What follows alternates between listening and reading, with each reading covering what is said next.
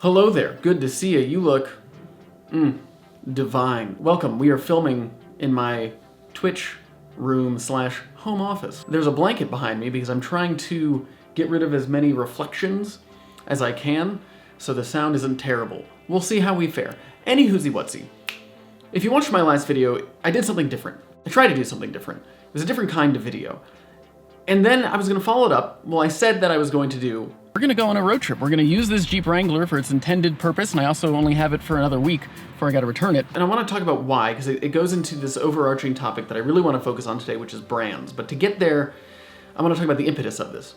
So when I made that video, after the first day, if you're a YouTube creator, you're familiar with YouTube Studio. It's basically the back end of YouTube for you. It gets to show you all your videos, and you can adjust description, thumbnails, you also get all of your analytics, etc., etc. And it gives you some pointers. So for me, when I uploaded that video, it said, hey, this video is not performing as well as usual. Did you try doing a different format? If you did, don't do that. And if you want to do that, that's fine, but keep making videos that your audience expects while doing this new kind of content. And I thought that was interesting. And it's this feeling that I feel a lot, and I think other creators feel, where once you start a rhythm or a type of genre of content on your channel, it's very hard to do anything else. It takes a lot of work to change. Because basically you're changing the format, you're changing the expectation of the audience. Maybe the audience didn't subscribe to you for this different kind of content, they wanted what they subscribed for. So it puts a little bit of pressure on you. But the reason I bring this up, that video was what we would call a dedicated brand video. And there's a few topics that we're going to talk about today. I've discussed the financial side of YouTube before in a video called Money, which you can check out by clicking right here. But I want to talk specifically about brands. We're going to talk about different kind of brand deals, what brand deals are good for, and then why creators do brand deals. And I'm actually going to answer the last question first. So the reason that you do a brand deal is because of money. That's the reason. You could interpret that as bad, ooh, they're getting money. Or you can interpret it as good, oh, they're getting money for the work that they've done. And I can only speak for myself, but I feel that a lot of creators do brand deals not because they're greedy and because they just want a bunch of cash. A brand deal is a much more consistent type of revenue. Let's use my channel as an example, specifically this channel. Generally, a video on this channel, on average, makes about $60 to $100 per video. Sometimes I'll get a couple 100,000 views, then I'll make maybe a couple $100, but generally it's $60 to $100. Okay, then I do a brand deal, and there's two kinds. So let's go to the first question that I asked. There's two main ones, and you'll see different ones, but the two main ones that you usually experience are an integration, and then you get a dedicated video. So an integration would be something like, by the way, these glasses are from Glasses.gov.edu, and you can get these glasses, and look, they're very unique. They come with two lenses instead of just those monocles that come with one, so both eyes can see. Go to Glasses.gov.edu/Jake Roper for 10% off your order. That's an integration, where you just include a product in your video. The video isn't about that product, but you give that brand or that product or that service 30 seconds to 60 seconds of airtime. Basically, they are paying for an advertisement in your existing content. So Audible, Skillshare, things like that. Those are generally integrations. The video isn't just about Audible, but at some point in the video, you're going to hear about it. Then you have a dedicated video. So my video about this guy, about the Samsung Tab S7 Plus, this thing, that was a dedicated video. Why? Because the video wouldn't have existed without that product. They sent me this product, I came up with an idea for it, and that was the motivation. The motivation for the video was the Tab S7 Plus. So that's a dedicated video. Generally, dedicated videos cost more. As in, the brand has to pay you more to do that. You would always want to do dedicated videos, right? If they pay more. Maybe the nice thing about an integrated video is that you can create the content that you already make. So this goes back to the YouTube thing. I was like, hey, your content seems like you're making a different kind of content. Maybe don't do that or ease people into it. And integration can be any video. A video that you're already working on, maybe you already have an idea for a video that you want to do, you can just integrate a brand into it because it could be any brand. It's not dependent on the content or the topic of that video. So it allows you to you got inventory, i.e. you have videos that don't have a brand in them, you can just put one in there. Here's the thing, so let's use me again as an example. I did a video a month or two ago with Skillshare. And from that, when you do brand deals, There's a few ways to get them. Either they'll email you or message you directly, or there are companies, management companies, that work with these brands, and they'll get like, it's generally 10 to 20% in my experience of what the total number is. So I did a video a few months ago with Skillshare. The brand spent $2,000. After the agency fee, I got $1,700. And that's awesome. That's really good. For a channel this size, it's not the biggest channel in the world, but I got $1,700, which is awesome because that video only made about $100 from AdSense. And AdSense, I said this in my money video, but I just want to be clear. AdSense is a great buffer, but the ad rate changes depending on so many factors. What time of year it is, what kind of content you create, i.e. the genre of content. Is it kids and family? Is it makeup? Is it tech? That all affects it. And then the audience of your content. And by that I mean, if you make content that uses curse words or has drinking in it, stuff like that, then as you probably know, you have limited ads running on it. And some more factors. Depends on what country a lot of your views are coming from. If you get 1 million views, not every view was monetized. Not everybody saw an ad. So it's not apples to apples here. But general rule of thumb, about $1,000. It could be lower, it could be higher per million views. So that's great. If you have a channel that gets 1 million views per video, that's a good chunk of change. If you don't, then brand deals are really, really helpful. Even if you are a large channel that gets 1 million views per video, brand deals are still helpful because generally the larger you get, the more that your costs increase. I'm skipping around here, but I think it's an important thing to keep in mind. Think about my own channel. It's a small one, but I have to pay to license music. I have to pay for my monthly Adobe Creative Cloud subscription. If I want a better lens or a better camera or, a new hard drive, those are expenses. And I want my channel to make that money that I spend. I don't want to just be going out of pocket the whole time.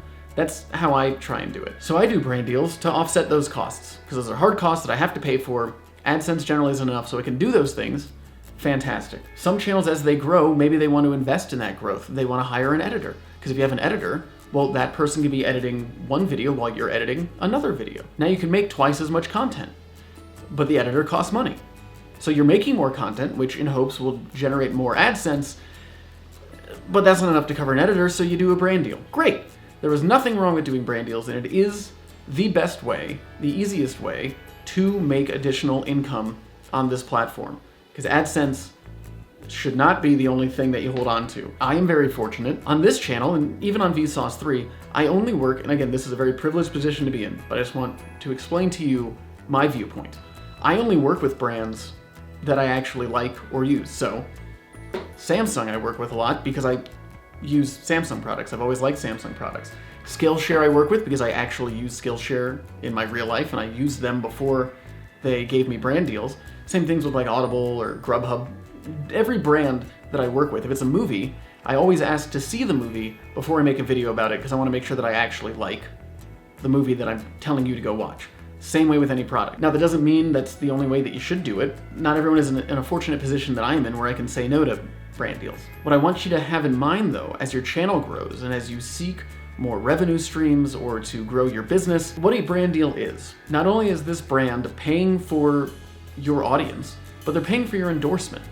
And this goes back into another important part of a brand deal, which is always keep in mind that you are giving a service, a product, a brand, your seal of approval. And you are telling your audience that you approve of this, right? So it should be something that you actually do approve of. It doesn't mean you have been using the service forever. Maybe, generally they send you a free trial or they'll send you the product if they want you to talk about it. So that's a great way to be like, you know what? I actually really do like this service, so I do not feel bad telling my audience to get it. Why is that important? You don't want to betray the trust that you have with your audience. That is the most important thing that you have. When it comes to a dedicated video, that is pretty much, like in terms of what you can get money-wise, a lot of it's determined by the size of your channel. Not just subscribers, but view count. They want eyeballs. They want people to see it. That is more of like a dedicated billboard on the side of the street. It is there to raise awareness for a product. When it comes to an integration, you've probably noticed this. Anytime anyone does an Audible shout out, Blue Apron, Skillshare, anything, it'll always be, Skillshare.com/custom URL, or it'll be go to Skillshare.com and use my custom code JakeRoper30 for 30% off. Those they track. They want to see how well you do converting your viewers into subscribers or buyers for them. Always get a little disheartened when I see people, I don't see it too much for me, which is very nice, But with other creators that I'm friends with, we'll get comments about how they're a sellout, things like that, because they did a brand deal. They're not. That's how you have to have the business exist for a lot of creators. You know? People that have editors or shooters, etc., they have to pay those people.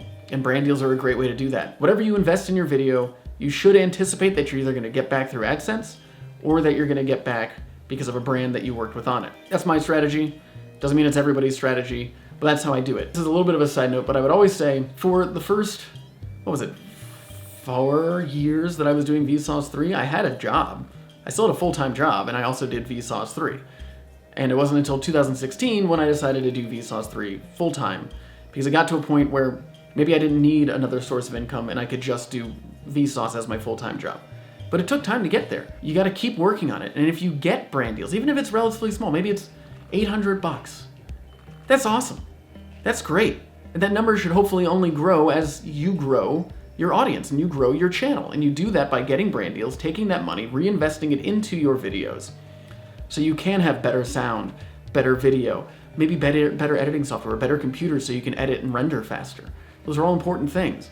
And they're costs that do not show up on camera. The audience doesn't necessarily see them, but they allow you to make better, allow you to make more. Sorry, just to sum this up, the reason I was thinking about this is, it is a real concern, and I know I'm not alone in sharing it, when you are a content creator, that if a big branded video doesn't work out, that might affect the future of working with brands. It might affect the future of working with that brand, but what I've noticed that brands care about is consistency. Not so much in the kind of content you make, I mean that is important, but in the cadence in which you release it. It's a big thing I get dinged on Vsauce 3 all the time, because brands will be like, ooh, you haven't made a video though in 4 months, so we don't know if your video is gonna do well, so we're a little cautious. If you can show them that like, hey, I make a video every week, and they always land around 50,000 views, they go, great, we know we're gonna get at least 50,000 views. It makes them feel secure, and they know what their investment is, and they can project what the return on that investment will be. So when it comes to the video not performing well, it makes me nervous that maybe I won't be able to do brand deals in the future if I adjust my content too much. But I still want to express myself differently, but I also need to make money so I can express myself differently. And you shouldn't ever be ashamed of doing a brand deal. Again, it is a great influx of cash to keep the momentum going. It could be also just emotional momentum, be like, ah, look, I can actually make money doing this. This is great. That's all I got for you. Let's do a Q&A next time. So, follow me on Twitter @JakeRar, and I'll do a tweet in the next few days asking for some questions. We'll do a Q&A. We haven't done one of those in a long time. But any whoozy whatsy, that's all I got for you today. Stay safe, and remember, it's not goodbye. Oh no, it's never goodbye. It's